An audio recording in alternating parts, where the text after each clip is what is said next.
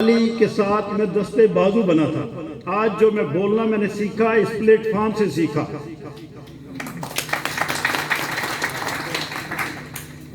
आज भी मैं तहरीके मिनाजुल कुरान का तायात रुकन हूँ और इंशाअल्लाह रहूँगा। सियासी तौर पर बाज़ मजबूरियों के तौर पर फिर मैं एक तरफ हो गया था, लेकिन मैं आज पाकिस्तान अवामी तहरीक के तमाम दोस्तों का फर्दन कैंट की सतह पे, ज़िले की सतह पे जो आपने मेरी हिमायत की, मैं आपका मशकूर, और मेरी वार्ड के तमाम बुजुर्ग भाई दोस्त भी आपके मशकूर हैं।